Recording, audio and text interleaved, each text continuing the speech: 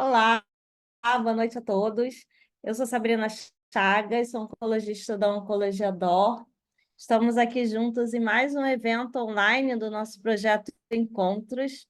Esse projeto é um projeto organizado por mim e pela Fabiana Hotz, minha amiga querida. Adoro falar esse nome, Fabi Hotz, acho muito chique.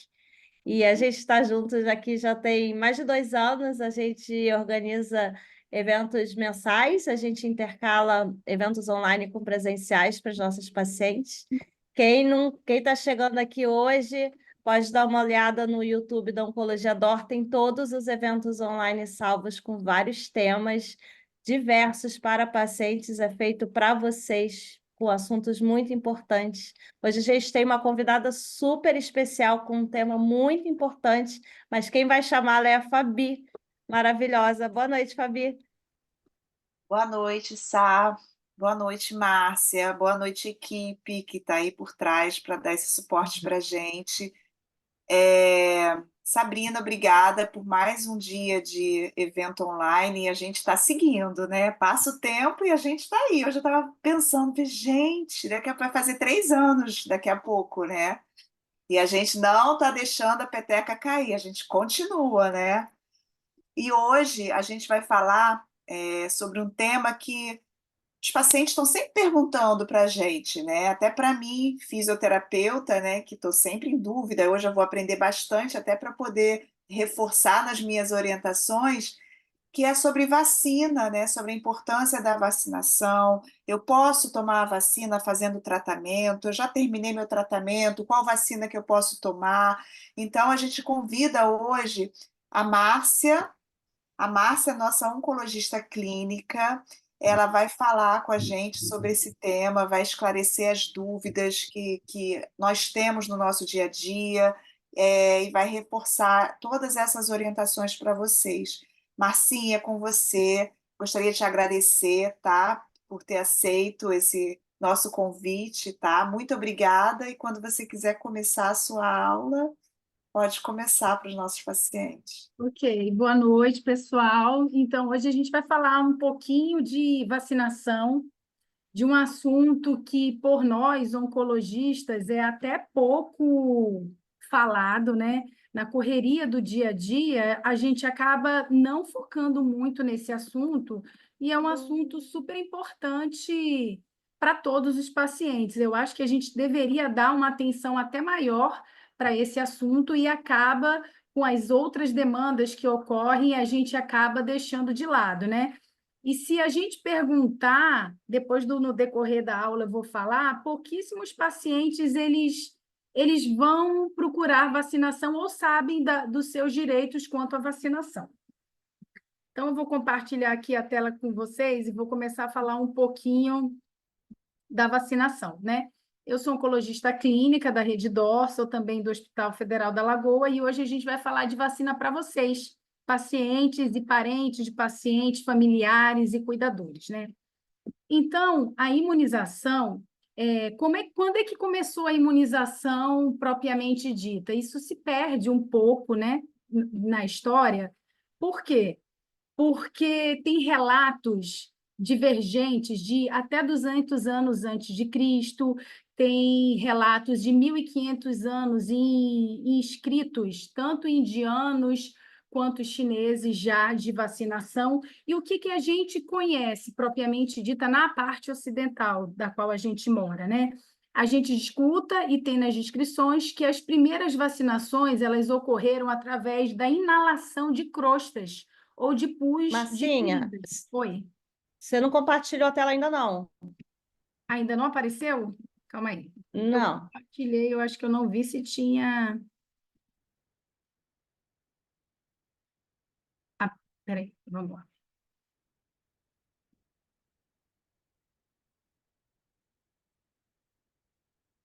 Oi? Ainda não.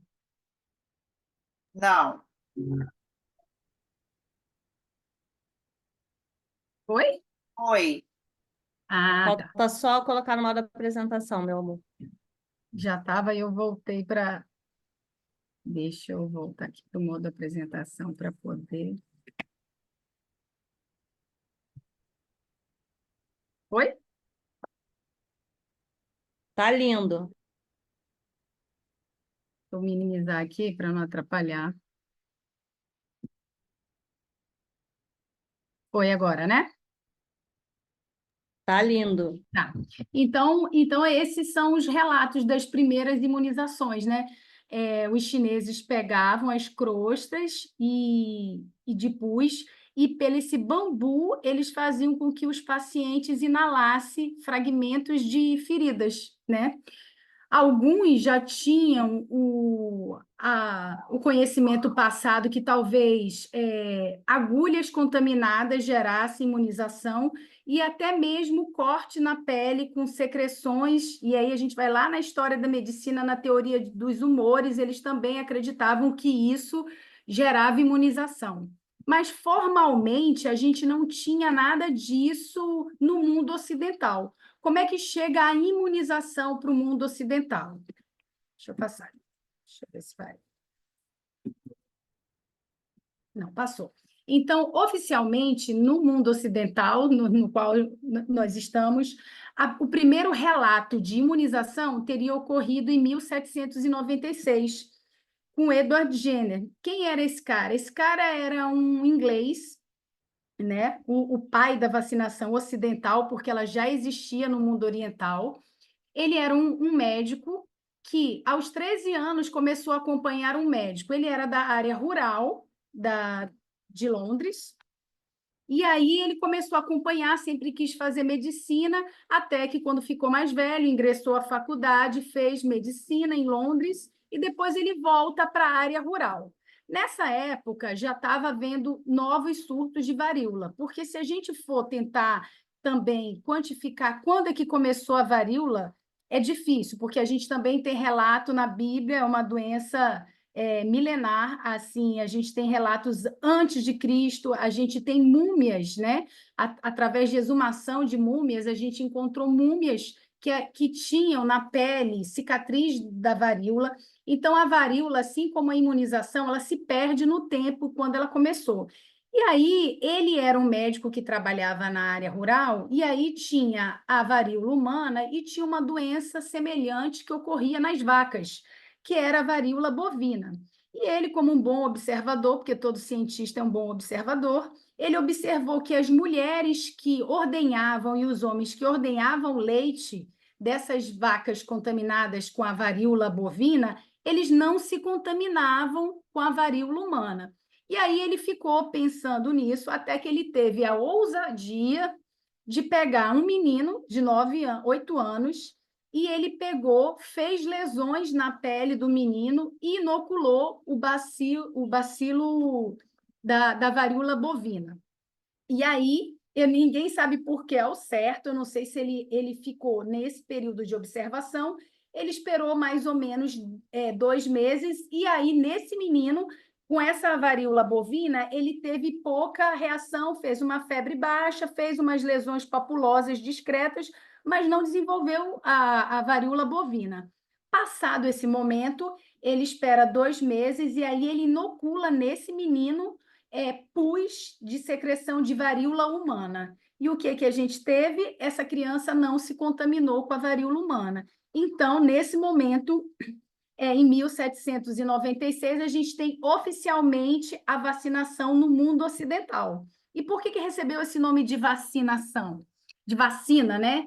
Porque vaquinos, em latim, diz derivado da vaca. E a primeira vacina surgiu derivada da secreção da vaca. Então, esse nome que a gente usa de vacinação vem dessa descoberta do Edward Jenner, que ficou notificada na parte médica ocidental, mas a gente não pode tirar o crédito já dos relatos de imunização que ocorreram na Índia, na China, até mesmo antes de Cristo, né?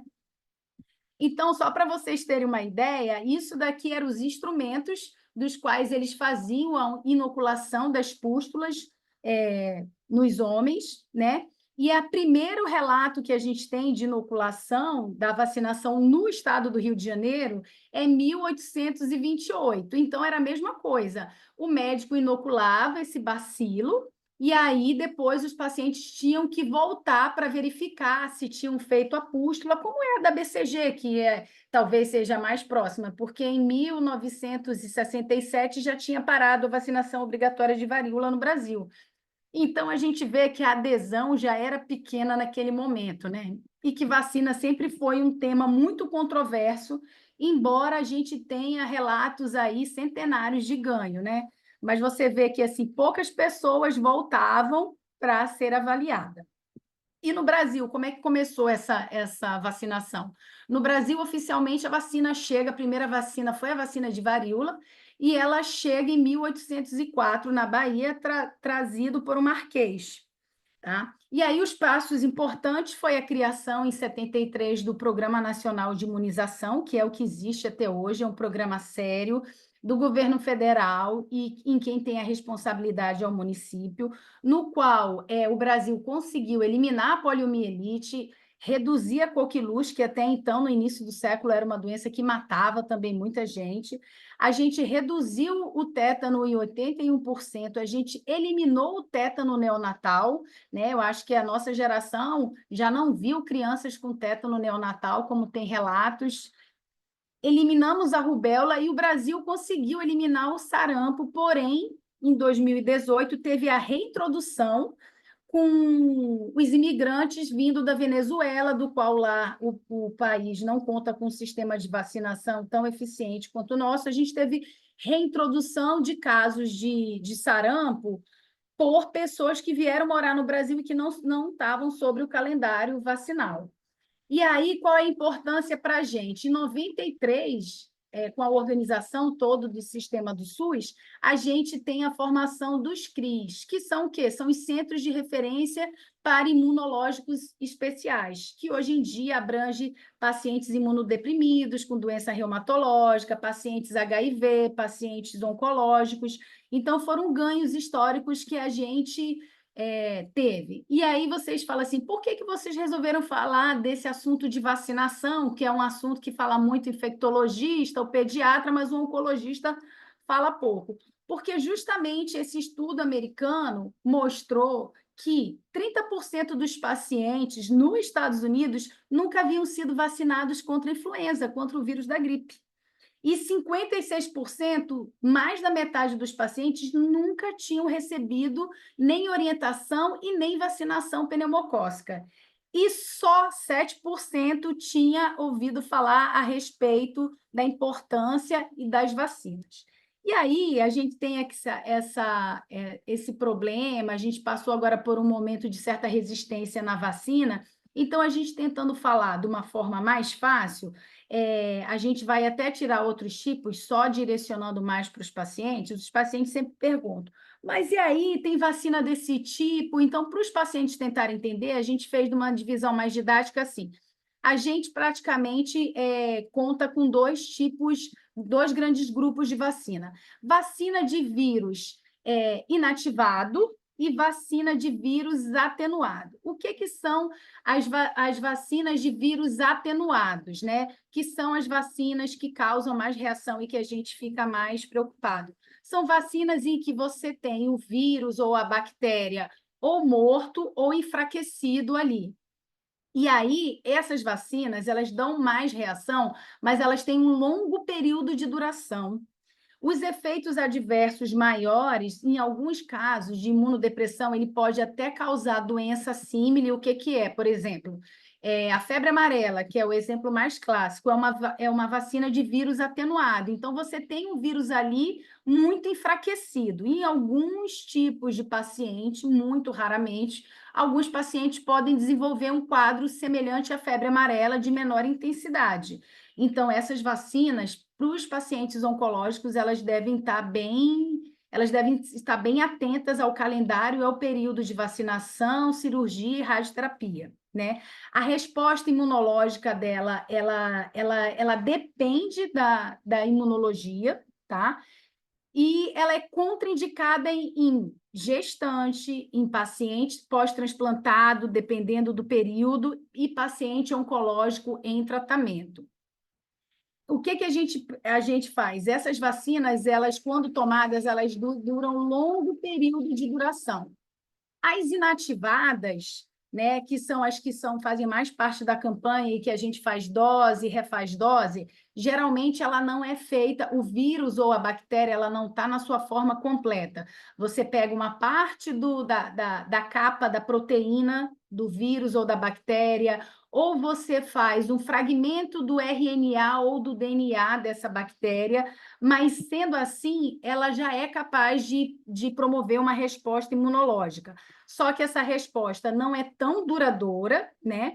Os eventos são geralmente imunomediados rápido, é aquela vacina que você toma na hora e tem febre no dia seguinte ou no mesmo dia, dor no local de aplicação.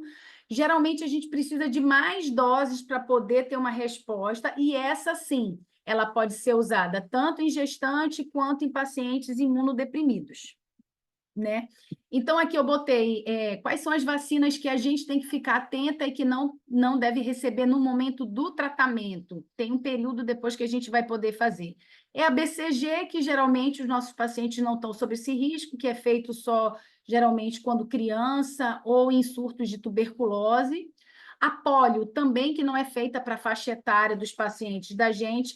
Agora, varicela é uma vacina que algumas pessoas querem fazer, e ela é vírus vivo atenuado, não pode ser feito, né? A tríplice viral, a tetraviral, a febre amarela, e agora, recentemente, que a gente ainda está num surto de dengue, a dengue não pode ser feita em pacientes oncológicos na vigência do tratamento, porque tem os 4 sorotipos atenuados e elas podem causar reação tão grave quanto um quadro de dengue hemorrágico ou de uma dengue mais grave. Então, no período da quimioterapia, elas estão contraindicadas.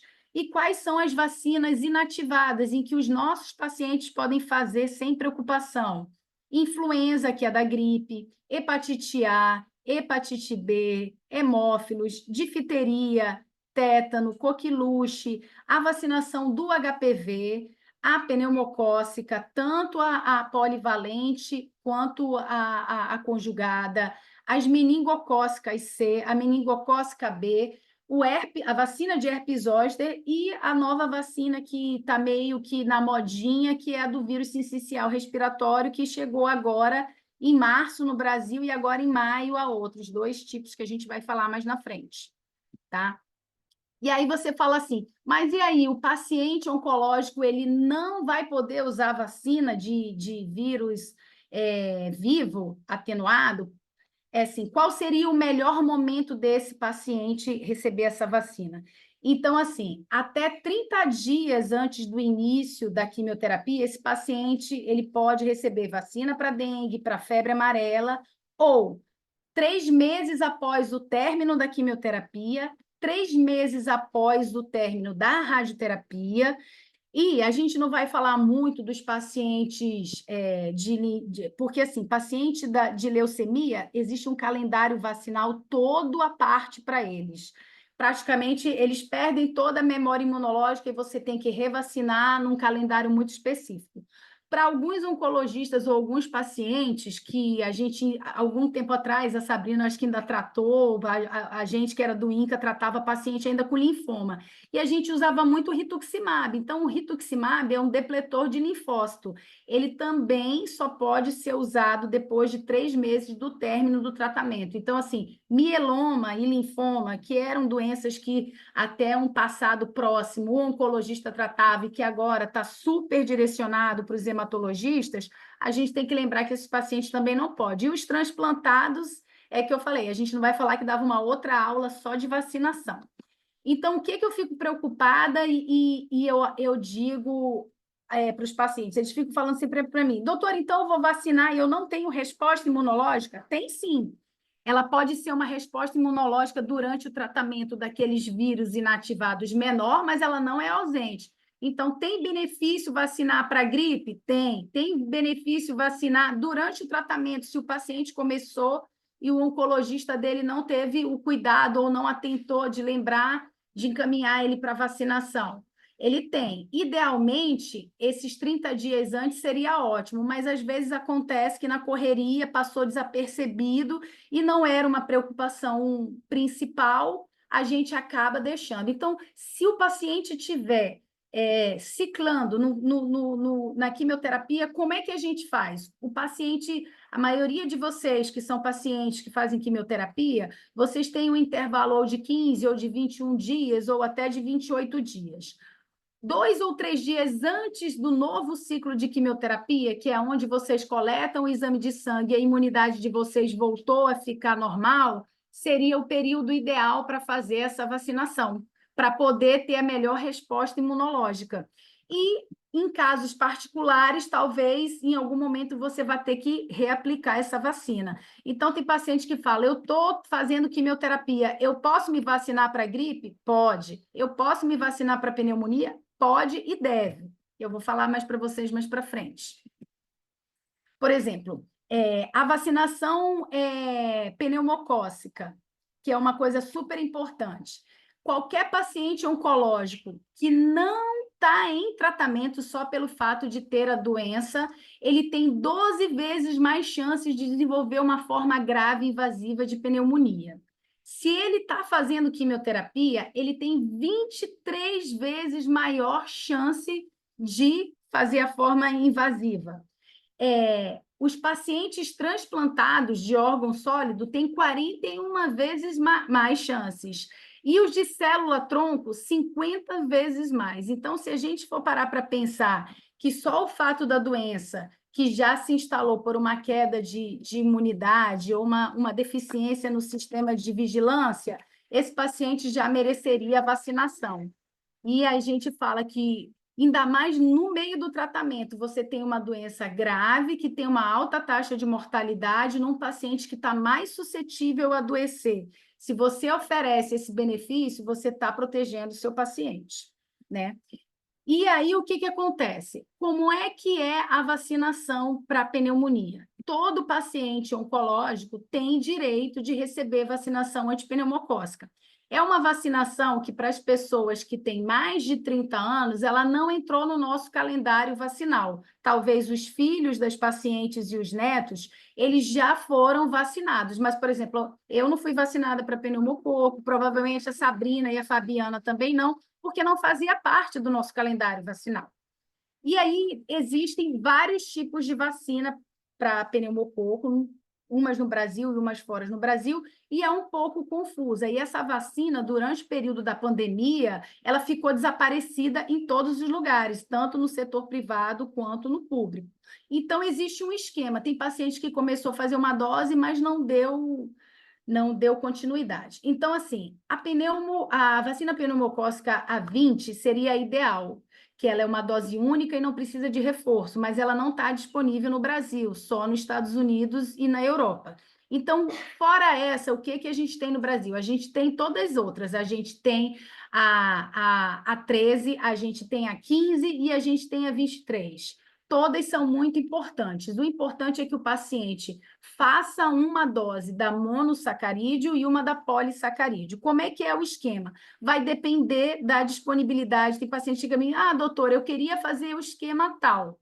Não, mas muitas vezes, por conta do desabastecimento de vacina, você não consegue fazer o que o paciente quer. Mas a melhor cobertura seria o quê? Se o paciente faz a PV 13, ele pode fazer a PV 23 até 2 meses após e tem que repetir uma nova com 5 anos. Então, se o paciente vacinou ele, após 8 semanas ou até 1 ano, ele pode fazer a PV 23 e faz um novo reforço com 5 anos.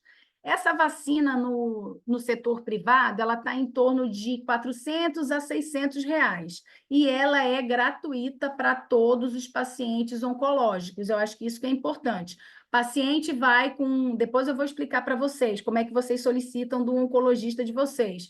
Com um receituário, com um guia. E quando você chegar no setor ideal, você é avaliado por uma enfermeira ou infectologista que vai traçar qual é o melhor esquema para você.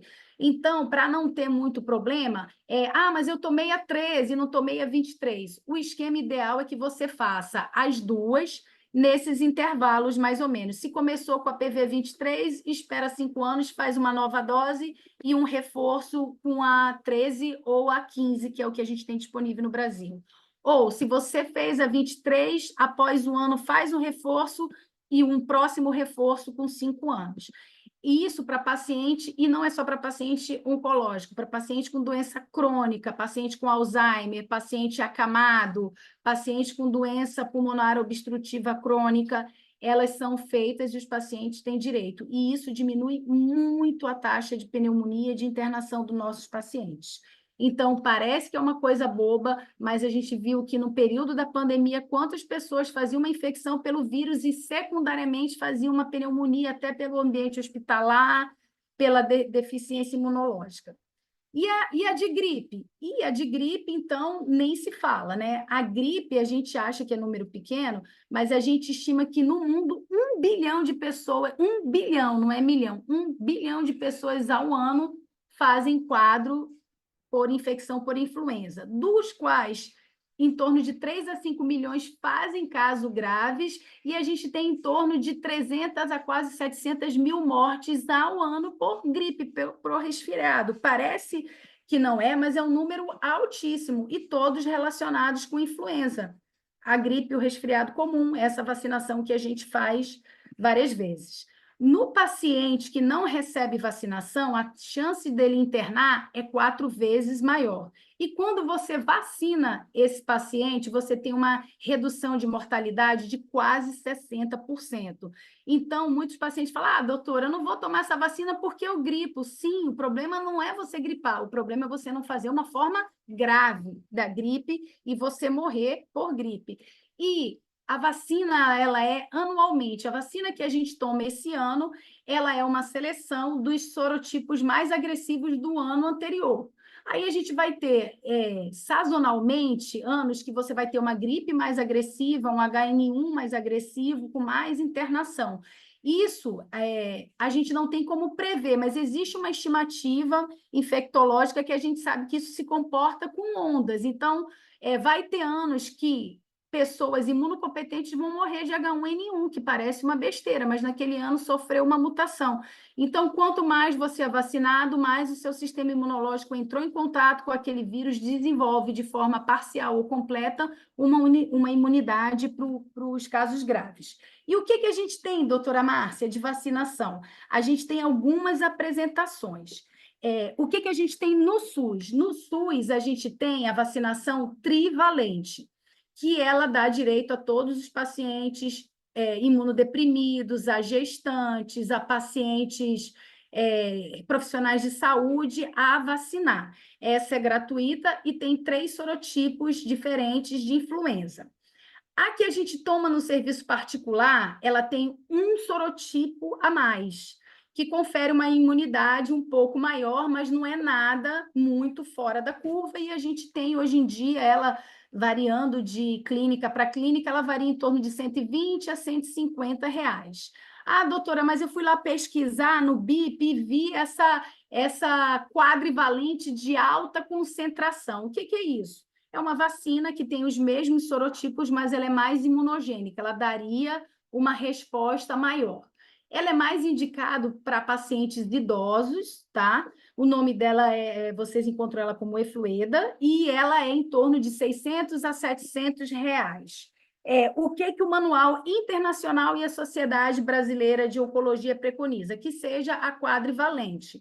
Se a pessoa puder fazer, ótimo. Se ela não puder, ela está bem coberta, pelo menos fazendo a trivalente, que é a que a gente tem disponível no SUS.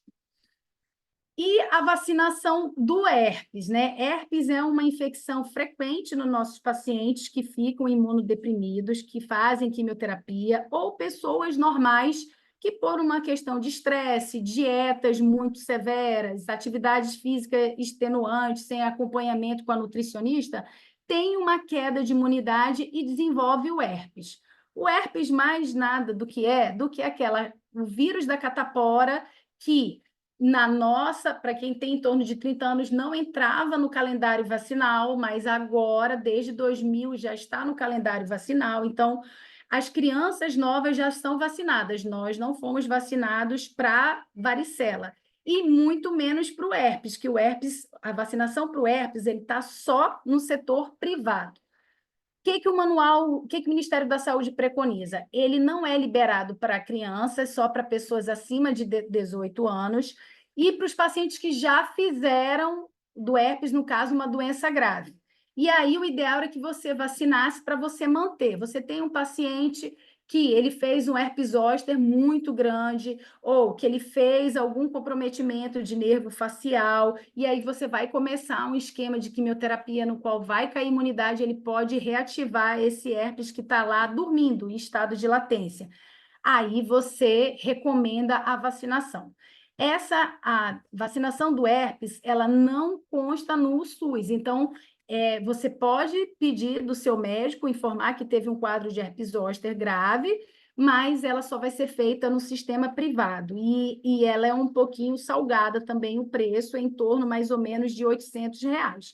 O que a gente faz é que quando o paciente não pode fazer e costumava, antes do tratamento oncológico, ter quadro de herpes, algumas vezes a gente faz uma profilaxia com uma dose menor de aciclovir durante aquele período para tentar minimizar essas formas mais graves. Mas elas surgem com essas vesículas que parecem no início uma alergia, elas iniciam coçando, mas depois elas vão desenhando, o que a Fabiana sabe falar até melhor, os dermátomos, as terminações nervosas, porque o vírus ele gosta, ele tem um tropismo pelo sistema nervoso e ele se reproduz nas terminações nervosas. Então, causam lesões muito dolorosas, o paciente já tem muita dor, já está muito sofrido, e a neuropatia, que é uma sequela do herpes zoster grave, é um fator até de abandono de pacientes de tratamento quimioterápico. Então, uma boa anamnese para ver, ou você, paciente que está vendo essa aula, lembrar de informar para o seu médico, ó, eu fiz um caso de herpes zoster grave. Então, a gente já levanta a pulguinha e oferece a possibilidade da vacinação, mas a gente sabe que esse não está no calendário do SUS.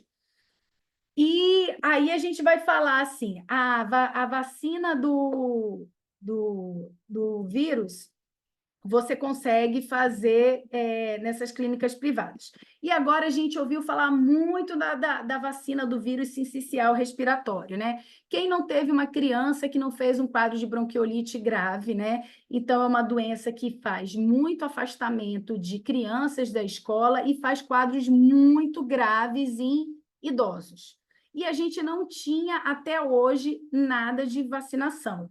Então, agora, em fevereiro de 2024, a gente teve a primeira aprovação da vacina do vírus sincicial respiratórios, do Arevix, que recebeu esse registro da Anvisa. Ela não consta no sistema, no SUS, ela está só disponível no sistema privado. Essa primeira vacinação, ela era indicada somente para pacientes idosos.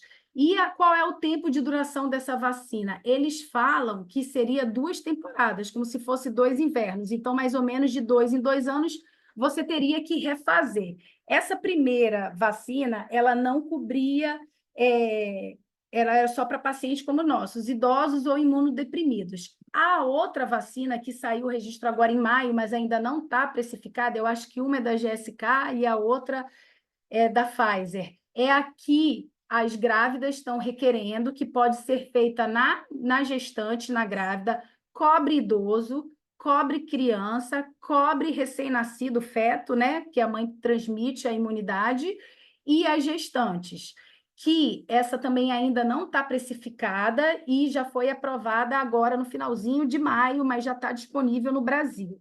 O problema é o custo dessas vacinas, né? Embora seja uma doença também grave, com alta, talvez a maior taxa de internação em crianças menores do que 2 anos, com intubação e com formas graves, mas essa vacina está em torno de R$ 1.200 a R$ 1.500 no sistema privado, sendo que elas têm que ser feitas de 2 em 2 anos. Ela não está disponível no calendário vacinal do Brasil, nem para criança ainda, por conta do custo, e nem no manual de vacinação da Sociedade Brasileira de Oncologia. Então, essa, né, Sabrina, é mais uma luta que a gente vai ter para brigar pelos nossos pacientes, porque devido ao custo, a gente não vai ter disponível, acho que num futuro próximo, não, né?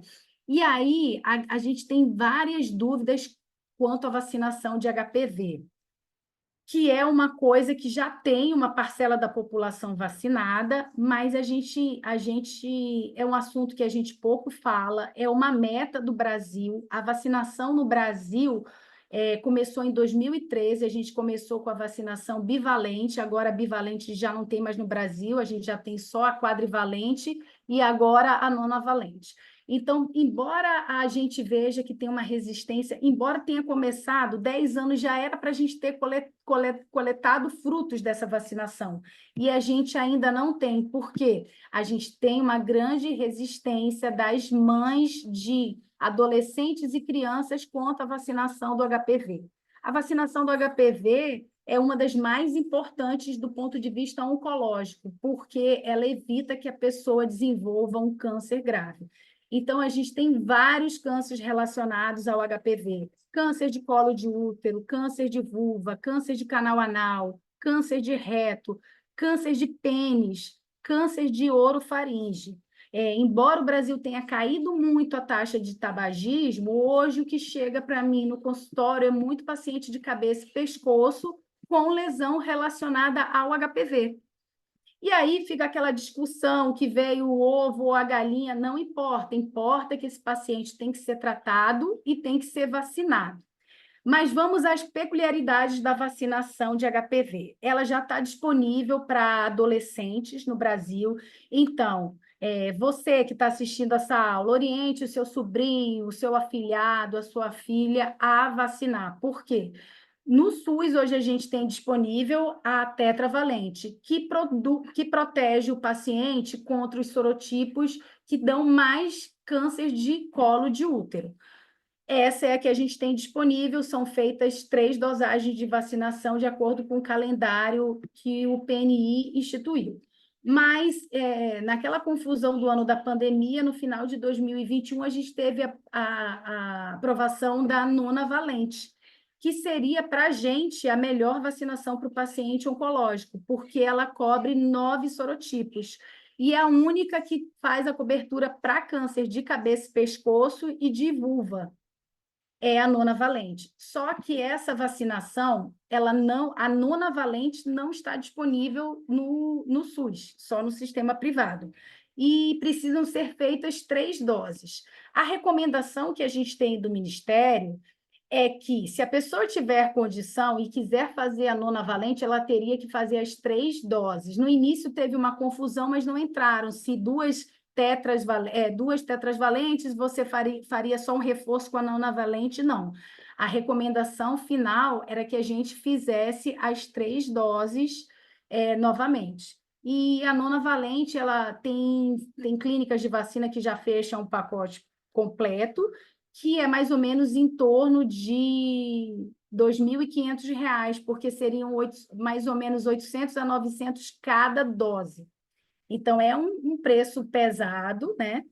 Não é um valor fácil, mas a gente, às vezes, gasta dinheiro, troca, eu digo assim, a gente troca o aparelho de celular, a gente troca relógio, a gente gasta, e você evitar uma doença que é prevenível com uma vacinação, na qual a gente não sabe o momento nem a hora que você se contaminou, é de muita importância. E o que a gente faz? A nonavalente, ela vai até os 45 anos para a população toda. Ah, doutora, mas eu tenho mais de 45 anos e tive câncer, eu tenho indicação de vacinar? Tem. Embora o benefício não seja tão grande como de evitar a doença, quando você se vacina, você mantém a sua resposta imunológica mais elevada e evita outros focos de lesão por HPV. A gente viu um comportamento do HPV bem agressivo há uns 10, 15 anos atrás, quem gostava de infecto, quem acompanhava muita clínica médica, porque a gente tinha paciente antigamente HIV que fazia lesão por HPV em várias partes do corpo, não só a mulher no colo do útero, fazia vulva, fazia vagina, fazia... Então, assim, a vacinação tem benefício. Após, aos 45 anos, o médico tem que dar uma carta recomendando. Por quê? Porque os laboratórios e os centros de vacinação pedem, porque essa eficácia cai, mas ela ainda existe. Então, assim, o correto era que todo paciente com câncer por HPV fosse vacinado por nonavalente, a gente ainda não é uma realidade. Espero que o Ministério, com essa meta de tentar reduzir até 2030, que é um pacto do Ministério da Saúde com a Organização Mundial da Saúde, revise esses valores ou ajude os pacientes a terem acesso a essa vacina, que é muito importante para a gente, tá? Então, a vacinação meningocócica também é uma vacinação que, para as pessoas que têm mais de 30 anos, eram vacinas que não constavam no calendário obrigatório. Ela era obrigatória há uns 30 anos atrás, muito no Rio Grande do Sul, porque era onde a gente tinha muito foco de meningite, mas não era. Depois de 2000, ela passou a ser obrigatória em todo o território brasileiro. Então, as crianças mais novas, elas já foram todas vacinadas, mas os pacientes que chegam a gente no consultório, eles não receberam nem a CWY e nem a meningo B. A CWY é uma vacina que está acessível ao SUS, então o oncologista pode encaminhar e ele recebe essa dose nos CRIs, que depois eu vou falar para vocês o endereço. É uma vacinação que no sistema privado ela é em torno de R$ 500, mas para o paciente oncológico ela é gratuita, então ela merece ser feita. A meningo B, ela tem no SUS e ela é feita em situações especiais, porque eles direcionam para focos de surto. A CWY protege você contra mais cepas, então ela seria mais indicada contra a cepa A, C, W e Y. Então, assim, idosos, pacientes jovens de todos os tipos de cânceres mereceriam pelo menos receber uma dose da CWY. Quanto às vacinas de hepatite B já é uma vacina que entrou no calendário um pouquinho mais de tempo, mas ainda tem pacientes idosos que não foram vacinados. Então, o recomendado é que no exame de sangue você solicite a sorologia, se a pessoa tiver anti-HBs positivo, ou ela já entrou em contato com o vírus e produz anticorpos, ela não precisa da vacinação, ou ela foi vacinada. Se ela não tem o anticorpo, ela teria indicação de ser vacinada nos CRIs. E hepatite A, a mesma coisa, é uma vacinação que a gente tem acessível agora no SUS, as crianças novas são vacinadas, bebês recém-nascidos.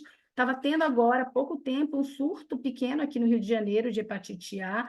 É uma doença que ela é autolimitada, né? Na verdade, o contato é oral-fecal, comida contaminada. A maioria de nós já entramos em contato com um vírus da hepatite A e acabamos eliminando sem fazer aquele quadro clássico da pessoa ficar amarela, com enzimas hepáticas muito elevadas.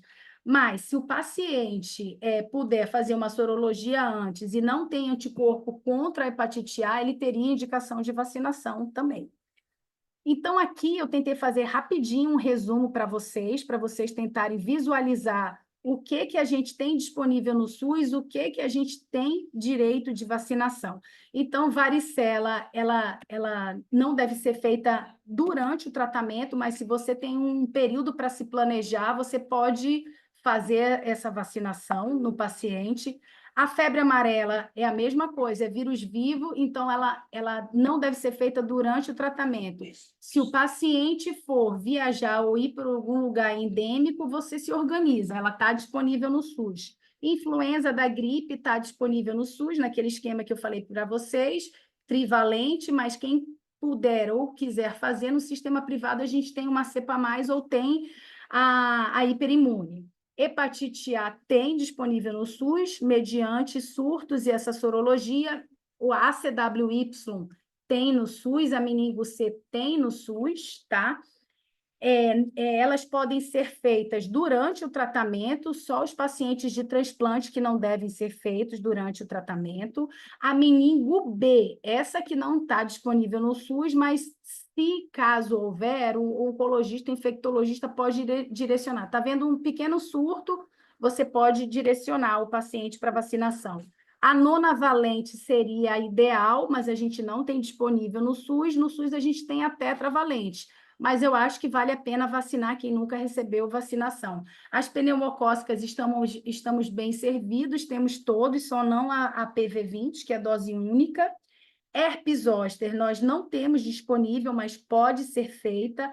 A do Covid, o que a Sociedade Brasileira de Imunização e a Sociedade Oncológica da SBOC recomenda é que seja feito, no mínimo, 3 doses da vacinação.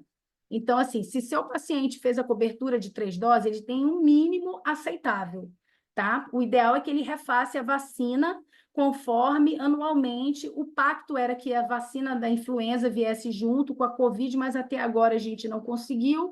Mas se você está tendo pequeno surto e tomou 3 doses, faça um reforço, não custa nada. A dengue, ela é indicada, mas não está disponível no SUS e ela não pode ser feita na vigência do tratamento, respeitando aquele espaço que eu falei para vocês, ou 30 dias antes de iniciar, ou 3 meses após o término. A DPT, VIP, tétano, a maioria da população brasileira foi vacinada, tá? E a tríplice viral também, seriam só reforços, mas assim, as outras todas, elas devem ser feitas. E um assunto que ninguém fala, o cuidador, o convivente, o acompanhante tem direito à vacinação? Tem direito, teria direito, né, a fazer indicação para fazer tanto meningocócica, quanto de HPV, quanto a meningo C, as de hepatite. Ele só não teria indicação de fazer a de tétano, porque não é transmissão pessoa a pessoa, e não teria de febre amarela e nem a IB. As outras todas, o convivente tem direito a fazer, e algumas o Ministério faz essa cobertura, né? Doutora, quais são as vacinas que o Brasil oferece gratuitamente nos CRIs, nesses centros de referência de imunobiológico? Todas essas que eu falei para vocês. Hemófilos, hepatite B e a de catapora, de varicela, não a de herpes, só a de catapora. DPT, dupla infantil, a de gripe, as pneumocócicas, a poliomielite, a meningo, antirrábica e a varicela zoster, ela não é oferecida em todos os centros, em alguns são, mas nos diz pesquisa. Como é que o médico pode encaminhar o paciente? Na verdade, essas são as indicações formais. Quem é responsável pela vacinação? A vacinação ela é uma responsabilidade do município, porque o governo federal transfere o dinheiro para o município, então todo programa de vacinação, campanha de vacinação, é responsabilidade do município. Então, essa seria a ficha para encaminhar o paciente pelo município. A Sociedade Brasileira de Oncologia, no seu segundo manual, que depois eu vou mostrar para vocês, ela faz essa recomendação que eu acho um pouco mais completa, que está do lado direito da tela, que você bota o diagnóstico, o estágio, se o paciente está com a doença em remissão, quando ele terminou a quimioterapia, quando ele vai iniciar a quimioterapia, porque muitos médicos não têm essa noção de quais as vacinações que devem ser indicadas. Então, na própria triagem, a enfermeira ou o médico, ele, mediante o estágio e o preenchimento, por mais que o médico não indique, ele recomenda as outras vacinas e o paciente aceitando, ele faz. Ah, doutor, o meu médico não faz isso e nem outro. Ele pode mandar num receituáriozinho normal ao CRI, encaminha o paciente tal, com o CID, tem que ter o CID, tá? Com câncer tal, para avaliação e regularização de vacinação. Essas mínimas que todo o CRI faz, influenza, pneumococo, ACWY e hepatite, eles fazem. Até paciente, hoje em dia, não tem faixa etária. Eu tenho paciente de 90 anos tratando câncer de mama, de 80 anos tratando câncer de bexiga. Você imagina um paciente, um idoso frágil, que já é frágil pela sua idade, com mais a doença em tratamento, pegar uma doença oportunista. A chance que ele tinha de sair bem, ele perde por uma doença imunoprevenível. Então, é uma coisa fácil. Doutora, onde é que tem os CRIs? No estado do Rio de Janeiro, a gente tem esses 4 centros de referência. Esse em Itaperuna, o outro no Rio de Janeiro, no Rocha Maia, o outro na Fiocruz, dentro da Fiocruz, e o outro em Campos do Goytacazes. Se o paciente é de outro município do Rio de Janeiro, ou quem estiver assistindo essa aula de outro local do Brasil, como é que funciona? Se na cidade dele não tem um centro de referência de imunobiológicos, o médico faz esse encaminhamento solicitando as vacinas, vai para o posto de saúde e o posto de saúde teria que solicitar a vacinação para esse paciente e ela vem via Ministério da Saúde para aquele referido paciente. Então, vamos dizer, se o paciente é de Teresópolis, de Friburgo, não tem como vir ao Rio de Janeiro, o oncologista faz a cartinha, ele leva no posto de saúde próximo da casa dele, o Programa Nacional de Imunização, que tem todos os postos, ele faz o preenchimento, demora um pouco, mas essa vacina vai chegar para esse paciente, tá? Onde é que é a vacina, os centros de referência no Rio de Janeiro? No Rocha Maia, que é um hospital em Botafogo, na frente do antigo Pinel, na calçada do Botafogo, próximo ao Rio Sul. Então, ele é de fácil acesso, tem a linha de metrô de Botafogo mais ou menos próxima. Se você sair no metrô, você sai bem próximo, você sobe pela Rua da Passagem, você consegue chegar lá. E para os pacientes que moram na Zona Oeste ou na Baixada, a gente tem Manguinhos. Na Avenida Brasil, aquele edifício, aquele castelinho lindo, lá dentro tem um centro de referência que vai fazer a atualização dessas vacinações. Então, todo mundo já sabe onde é que tem aqui, agora depende do paciente fazer essa vacinação. Ah, eu tentei falar com o meu médico não foi acessível. Essa recomendação e essa aula que eu falei para vocês, elas estão baseadas, tá, nesse manual de vacinação do paciente oncológico. É um direito de todos. A SBOC já está na segunda edição, a segunda edição saiu esse ano com essas atualizações. A primeira edição era de 2019, aí agora a gente atualizou algumas outras vacinas. Então, estão todas referendadas com literatura que embasa, com referência bibliográfica. Então, assim, não é uma questão de pedir, é um direito do paciente oncológico. Muitas vezes é um assunto que passa desapercebido, mas é um direito de vocês, tá? Eu acho que a mensagem que fica para casa é: a gente já está numa luta grande, né? Numa batalha para vencer o câncer. A gente vai deixar essa pedra no meio do caminho, que é essa infecção oportunista, essa barreira, deixar a gente parado no meio dessa jornada? Eu acho que não.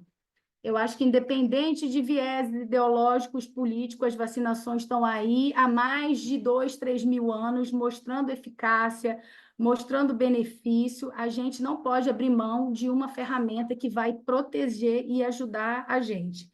Então, peçam, tá? Falem, muitas vezes passa desapercebido esse tema, porque são tantas intercorrências, tantos papéis, que acaba passando. Mas, se você der um toque, provavelmente o seu oncologista, se não souber tudo isso de vacina, vai te dar um encaminhamento ao CRI e você vai conseguir vacinar. Nossa, Márcia, aprendi tanto com você, é muito bom. E, assim, são muitas lutas que a gente tem, né? A gente tem essa luta da gente conseguir trazer as vacinas para os pacientes, a luta dos pacientes se conscientizarem, né? Por exemplo, da importância da vacina contra o HPV. É uma vacina que todo ano sobra, né, nas campanhas, e a gente sabe que a gente tem um índice muito elevado, acima do resto do mundo, quando a gente fala, por exemplo, de câncer de colo do útero, e a gente não precisava ter esses números tão altos. E você falou uma coisa interessante, né? A questão se o médico não tiver tempo, você falou alguns momentos essas frases, né? Se o médico não tiver tempo, se o médico não falar, a consulta é corrida, se ele não tiver conhecimento. Então, é importante a gente lembrar, né, que esses eventos que a gente organiza para pacientes têm muitas a ver com esse letramento para o paciente, né? Além do acolhimento, é importante que o paciente tenha essas informações para que ele consiga ir atrás, né, de uma melhor qualidade de vida e também, no caso do que a gente está falando aqui especificamente, da vacina, né, é um direito do paciente e esse assunto tem que ser falado, quanto que a gente não aprendeu aqui. Então, eu estou chocada com você, foi maravilhosa a aula, adorei. E ninguém, assim, e o engraçado é que a gente só aumenta o número de participantes, mesmo a aula, né, passando aí um pouco do prazo que a gente tinha pensado, então acho que está todo mundo chocado que nem eu e feliz. Mas ninguém mandou pergunta, acho que está todo mundo assim, então eu vou passar aí para a Fabiana comentar e ver se chega mais algum comentário antes da gente encerrar.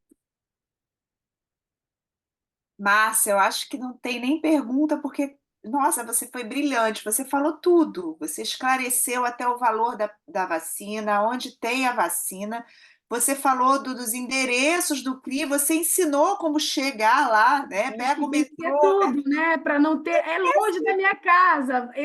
Eu já deixo na gavetinha do consultório essa fichinha da SBOC. Você entra no manual, imprime umas 20 paginazinhas, deixa lá. Vai iniciar o tratamento? Você já se vacinou? Você tem tempo? Pega a sua carteirinha. Se você não conseguir explicar tudo, bota ali a doença quando ele vai iniciar o tratamento. Isso é bom para o paciente, é bom para o médico, não vai interromper ciclo de tratamento, ele vai estar bem. Então, assim, é que eu digo, não tem desculpa, né? Dá para a gente fazer, é gratuito, a maioria delas. A gente talvez não tenha a nona valente, a de herpes zoster, mas a grande maioria, o nosso bom e velho SUS tem e oferece. Na maioria das vezes, as pessoas não vão receber um direito que é seu. eu acho que essa da herpes zoster, eu acho que daqui a pouco as coisas já vão acontecer, Isso. porque é muito importante, né? A vacina contra a herpes, e a gente tem cada vez estou vendo mais pacientes com herpes zoster, né? Pacientes que estão em tratamento. Então, é tão importante, eu acho que a gente vai conseguir, a gente vai vencer essa luta, a gente vai conseguir essa vacina também pelo SUS como direito, né? Eu peço, oro todos os dias para isso. É isso, eu acho que você foi brilhante, assim, eu acho que essa coisa da informação até para a equipe médica, eu acho que você é a grande, sabe? Eu acho que passar isso nessa Sabrina, né, é uma coisa que a gente pode até pensar, porque essa do você dar essa dica de ter isso impresso, de entregar para o paciente, de informar, porque informação é tudo, e vacina para algumas doenças, como colo de útero, é prevenção primária. A gente tem que estar Primário. atento a isso, a gente tem que estar atento às nossas crianças, nós que temos filhos, né? Nossos filhos, né, Sabrina, já têm idade para tomar a vacina contra HPV, isso é fundamental, isso é de saúde pública, né? Então é isso, cara. Parabéns pela aula. Também estou chocada. Não sei quem está mais chocada, se sou eu, se sou Sabrina. A gente está aqui, né, falando uma com a outra e assim, perfeito, amei. Muito bom É mesmo. isso. Só para fechar, assim, esse conteúdo vai ficar salvo no YouTube. Talvez, acredito, semana que vem vai estar lá já disponível. E como essa aula maravilhosa lá, a gente tem vários conteúdos maravilhosos, agora até em podcast, né? O Encontros Cast. Então, sempre com muita informação sobre alimentação, exercício, questões psicológicas, questões relacionadas ao tratamento, sempre com a nossa equipe multi maravilhosa. Márcia, muito obrigada. Você sabe que eu sou sua fã, e você sabe que a gente tem esse olhar alinhado, né? Então, eu fico muito feliz de encontrar pessoas assim nessa caminhada. E obrigada mais uma vez, assim. A gente encerra, Fabi. Obrigada, Márcia. Obrigada, Sabrina.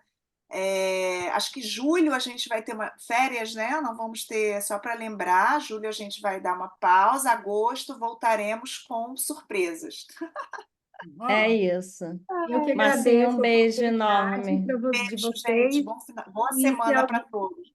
Obrigada, Márcia. Tchau, gente. Beijo, Obrigada. Marcinha. Beijo. Obrigada.